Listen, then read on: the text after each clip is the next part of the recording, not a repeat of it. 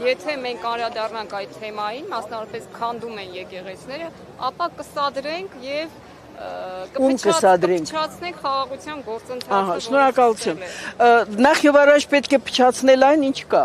Այն ինչ որ ասում են խաղաղության գործը, դա գոյություն չունի։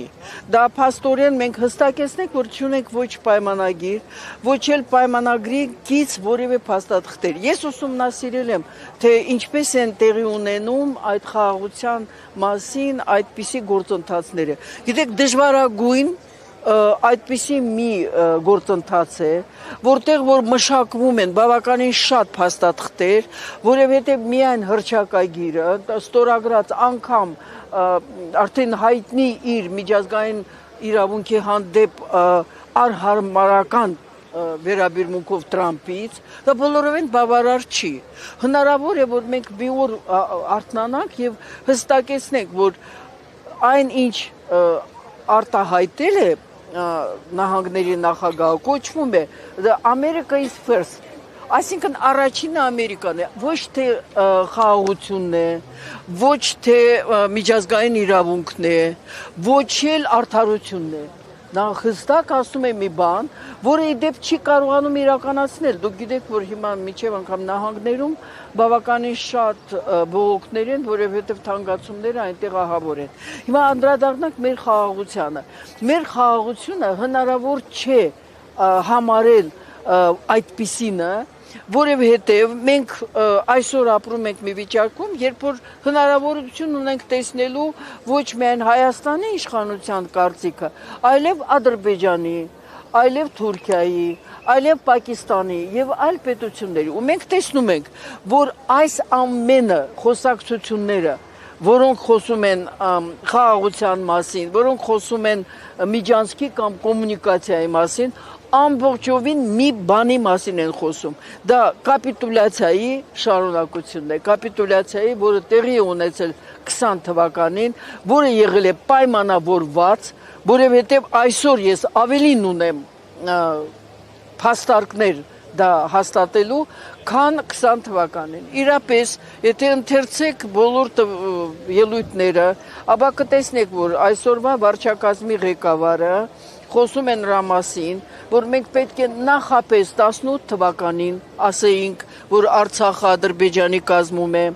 Նա խոսում է նրա մասին, որ վերջապես Հայաստանը, այսպես կոպիտ ասած, ազատվեց այդ բեռից։ Այսինքն որևէ մի պատահական բան չի եղել։ Դա եղել է ծրագրված եւ այդ ծրագիրը իրականացվում է մինչ այսօր։ Ահա այսպես կոչված խաղաղության այս գործընթացով, որը նշանակում է, որ Հայաստանը դարձնում է հստակ դարձնում են Թուրքիայի կամ նրա կցորդ Ադրբեջանի օգտագործման տարածք։ Տիկին Ալավերդյան BBC-ն գրում է, որ մեջբերում եմ Եվրամիության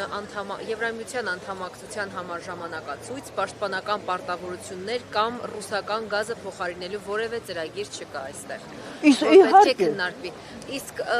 այս 8-րդ գագաթնաժողովը, եթե հիմնարար հարցերը չեն քննարկելու, ինչի մասին է եւ ինչ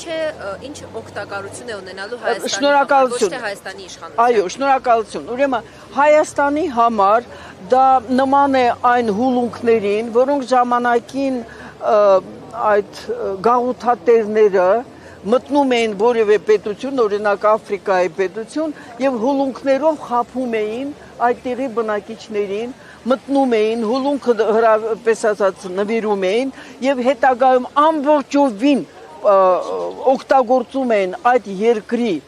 այն ռեսուրսը, որը կար, տվյալ դեպքում մեր ռեսուրսը եւ աշխարհաքաղաքական դիրքն է, օգտագործելու են հոգուտ, վերին աստիճանի կասկածելի եւ կարճամիտ, այսպես կոչված քաղաքական եւ աշխարհաքաղաքական նպատակներին։ Ես պատասխանատու եմ իմ խոսքերի համար, այն ինչի համար այսօր պայքարում է Եվրամիությունը, դա կարճատես եւ կասկածելի նպատակներին։ Խնդրեմ, այսինքն մենք ինչպես ակցիաներ են շարունակվում։ Այո, ակցիաները շարունակվելու են։ Շատ անգամ ինձ ասում են, Տիկին Լարիսա, դուք գնում եք, մասնակցում եք, ինչ է դա տալիս։ Դա տալիս է մարդու արժանապատվությունը, կներեք, էլի ամեն անգամ ասում եմ, ոնց կարելի է այդպես վարվել։ Այո, այո։ Եթե դու ունես արժանապատվություն համաձայն ես, դու պետք է արտահայտես դա։ Մարդ է տալու ես ես մարդ դելով այդ զգացումը։ Հակառակ պարագայում իր ես։ Չան բան։